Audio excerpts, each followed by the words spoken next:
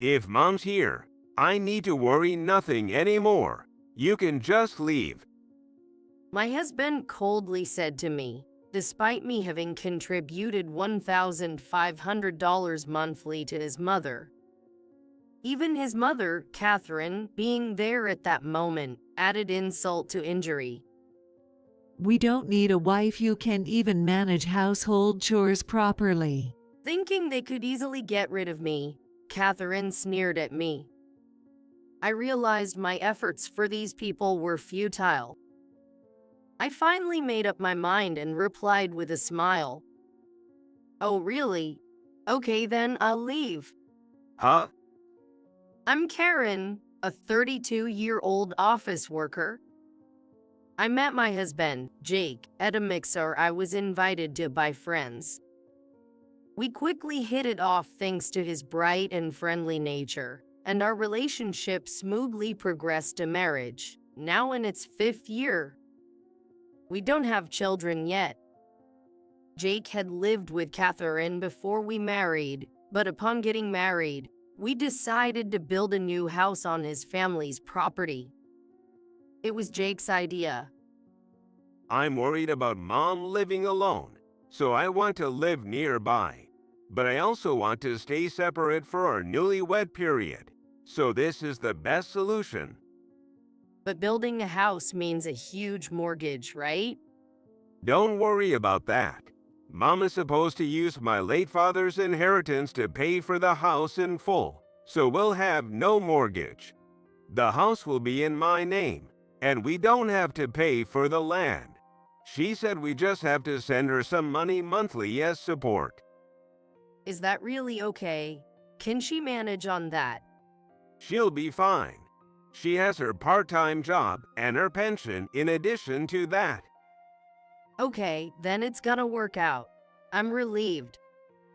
Plus, when you're late from work, Mom can help us out with the chores. Even though we are gonna live on the same property as his mother's, our houses are separate, so we can enjoy our newlywed life and we can build our dream home. I got filled with hope. Besides, it seemed ideal that we're getting help with household chores in tough times. However, I soon realized how naive this idea was. Initially, our marriage was blissful. Though I was busy with work, it was not so tough to do household chores for two. And because it was new, it didn't take much time to clean the house. Since Catherine was working part-time, we seldom saw each other. Regarding the sharing ratio of the monthly allowance and living expenses for her, we initially decided to share the costs equally for them. But Jake suggested, I'll cover all her living expenses. Can you handle all the allowance to her every month? You can put your money directly in Mom's account. how much should I give her?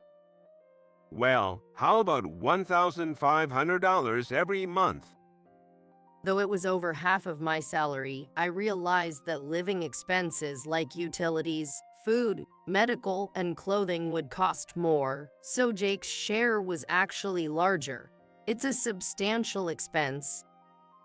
I had Jake go into his salary a joint account, and I also put the rest of my salary in there after I sent Catherine $1,500, and any surplus was saved.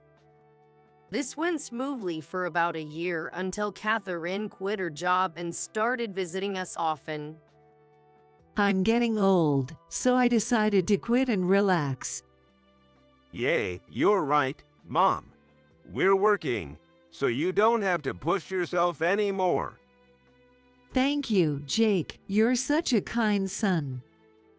Those was all fine, just as common conversations between a nice parent and child, until she said, But the cleaning isn't done properly. There's dust in the corners. Sorry, we've been busy with work. That's just an excuse. You live in Jake's house, so you should at least manage the chores properly. And I heard you don't cook properly either. We sometimes have simple meals when I'm late from work. What a mistake in accepting you as Jake's wife, and no grandchildren yet. It is not only my fault we can't have a child. Arguing would only worsen her sarcasm. First of all, weren't she supposed to help us out when we were busy for work? But it seems they both had completely forgotten that promise. I tried to ignore her snide remarks when she was around. Then another blow came. Our joint account funds kept decreasing. Jake's salary hadn't been deposited for 3 months. Why your salary hasn't been deposited? Oh, about that. Jake reluctantly explained the reason, which was shocking. He had quit his job and was searching for a new one. He'd been telling me he was going out to work, but actually, he was doing job hunting. Why did you quit? Why didn't you tell me something so important? That's terrible. My boss, you know, he's a nasty guy. He keeps nagging about even the smallest mistakes. People mess up sometimes, right? According to Jake, his ordering mistake had caused a significant loss for the company. I think any boss would have reprimanded him, but he doesn't think he's at fault. Even if I were his boss, I'd find such an employee undesirable. But since he already quit, there's nothing to be done about it now, so I decided to discuss our future. So, any prospects to find a new job? Well, not yet. There's no good company for now that matches my abilities. Maybe you should consider taking a job at a slightly lower level for now. No, I want to find a place like where I can stick it out until retirement.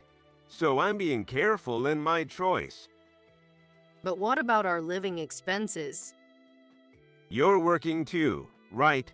You can support me for a while. Realizing he wouldn't change his mind, I decided to endure until he found a new job, but our income was halved. After the $1,500 monthly allowance to his mother, we had little left, so we had to dip into our savings. Indeed, our savings were almost gone. To increase my income, I started working overtime. My company had appreciated my work, so they happily welcomed that I worked the extra hours. But one day, when I came home late from work, Catherine was waiting. What's going on? A wife not doing any household chores is unheard of. I'm sorry, I've been busy with work. Are you sure you work? Aren't you just out having fun? And how dare you ask Jake for more money? Our living expenses and the allowance to you are too much for just my salary. As soon as I said this, she became furious. Ha, you're acting all high and mighty over a mere $1,500 a month, living in Jake's house rent-free and not even doing chores. And how could you say that?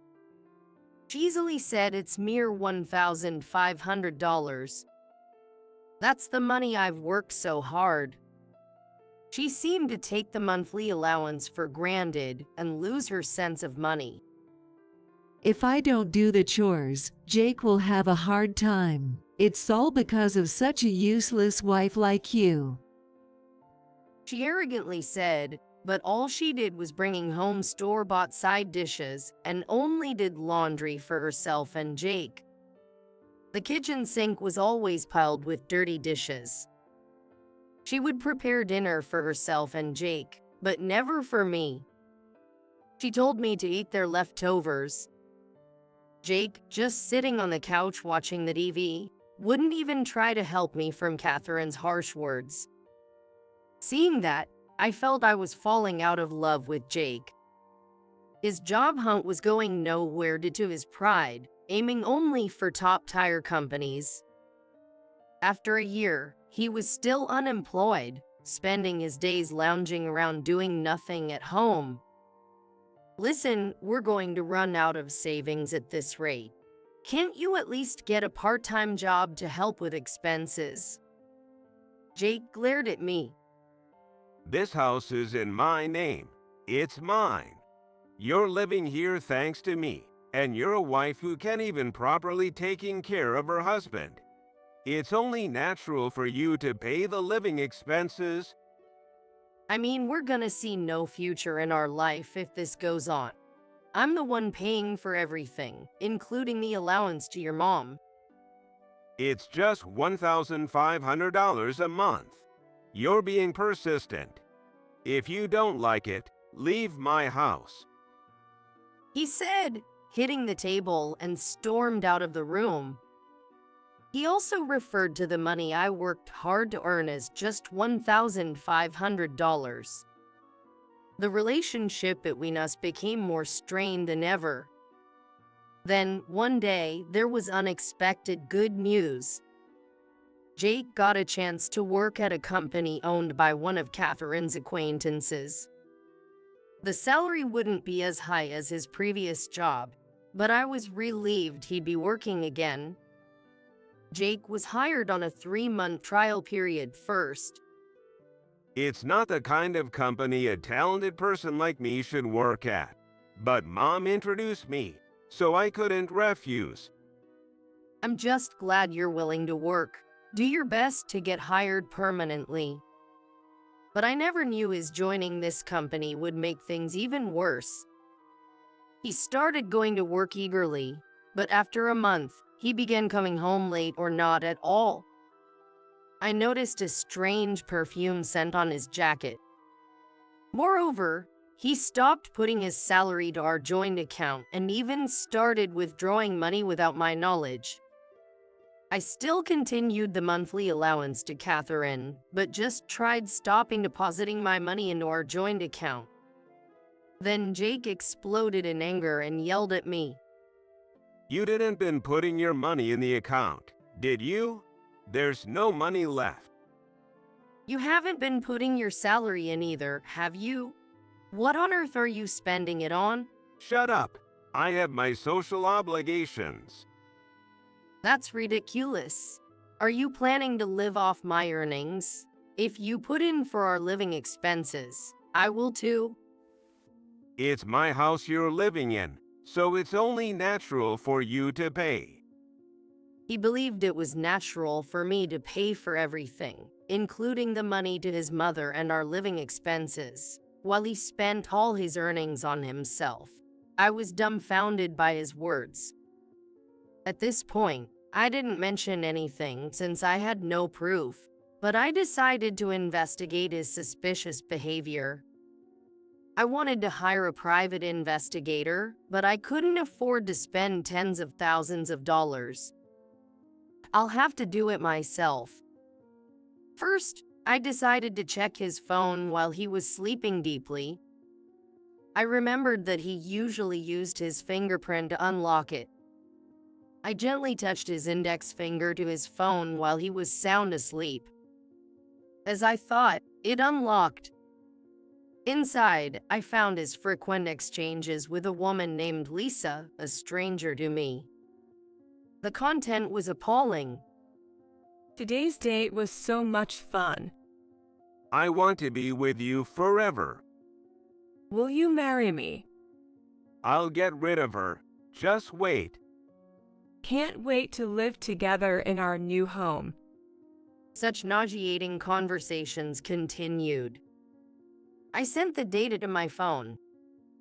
Later, I went out to a certain place. It's to investigate Lisa. One day, after work, I returned home to find a pile of luggage at the entrance. What's this? You don't do any housework, so I'm having Mom move in. She moves in. You decided this without discussing it with me. It's my house, so it's my call. You have no right to complain. I think I have a right since I contribute to the living expenses and the money sent to your mother. Humph. Anyway, we don't need you if Mom lives with me, so just leave. Jake coldly said to me, who has been sending $1,500 every single month to his mother. and Catherine added insult to injury. We don't need a wife you can't even do housework properly. Catherine, smiling slyly, seemed to think they could easily kick me out. Realizing my contributions for these people were meaningless, I finally made up my mind. And I replied with a smile. Oh, really? Okay, I'll leave. Huh? But in return, you'll have to pay for your affair. What? Affair? What are you talking about? Suddenly, Jake started to panic. So, Lisa is a 27-year-old receptionist at your company, huh? Planning to replace me with her in this house, right? Cut it out. You're just being paranoid without any proof. I do have proof. I showed him the email exchanges I had saved on my phone. I also showed him the photos I had taken while investigating Lisa and following them discreetly to a hotel. Realizing he couldn't escape, faced with the evidence, Jake started making excuses. We're always fighting, and Mom keeps nagging me to kick you out. And what does that have to do with cheating? I had no choice. Lisa is my destiny. I felt disgusted at how he was smitten with a younger woman, calling her his destiny. I regretted having devoted myself to such a man. I've had enough, but I will be taking a fair amount for the affair and alimony, and I'll also be claiming from the woman. You know I don't have any money, right? Why don't you and Lisa start working then? Oh, and your mom will help with the housework, right? Catherine was stunned for a moment, not knowing about Lisa, but then snapped back to reality. A young and pretty girl is definitely better than a terrible wife like you. Pack your things and get out of Jake's house. Okay, so first, write this. I took out the divorce petition I had prepared in advance from my bag and asked Jake to fill them out. When did you even prepare this? You told me to get out of your house during our fight, remember? I prepared it right after that. Jake looked surprised, but filled it out. All right, so I'll file this. As for my belongings, I'll have the movers transfer them once I find a new place. Leave as soon as you can.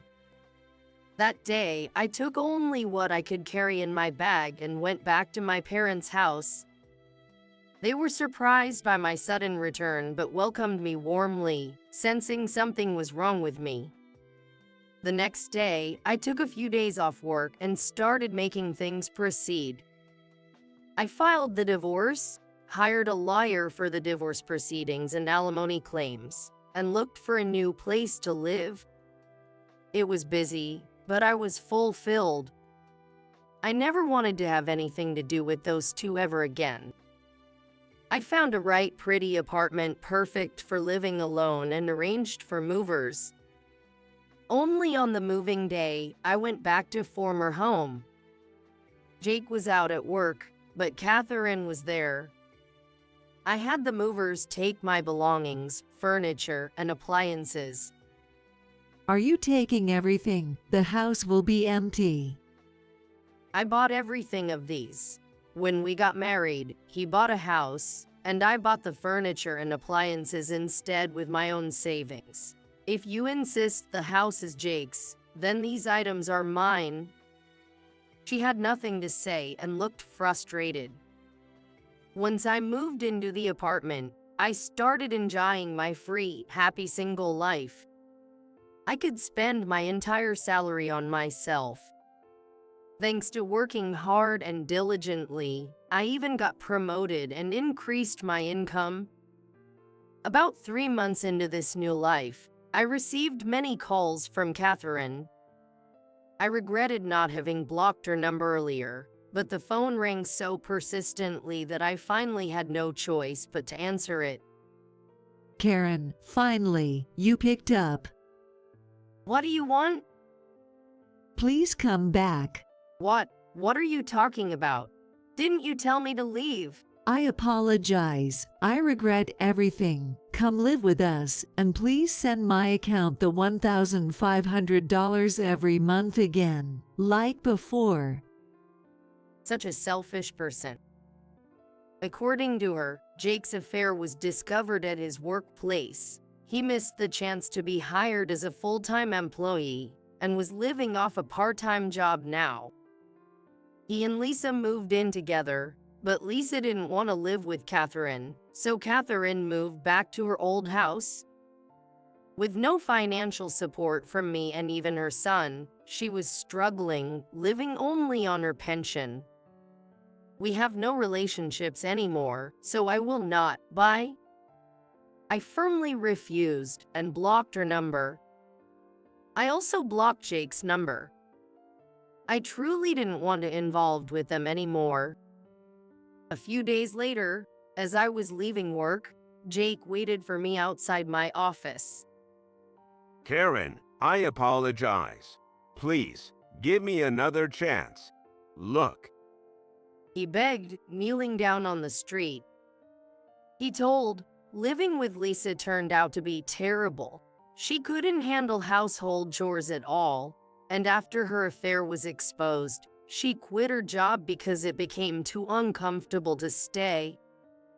Lisa couldn't stand the moneyless life with Jake. They fought every day. She ended up leaving him.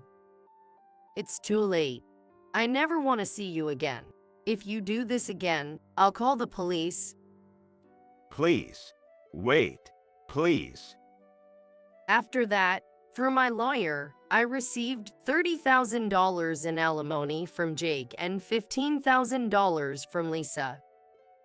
I heard that Jake borrowed money from unsavory sources to pay the alimony and is now juggling multiple part-time jobs to pay back his huge debt, frightened by debt collectors. Catherine also returned to part-time work and is living a hard life with little money. They blame each other for their current situation. Now they are on bad terms. Lisa started working at nightclub after leaving the company and breaking up with Jake. She's now struggling to repay her debts as well as him. As for me, I started a new life in my apartment, having a cute puppy and enjoying peaceful and happy days. I'm looking forward to meeting someone wonderful.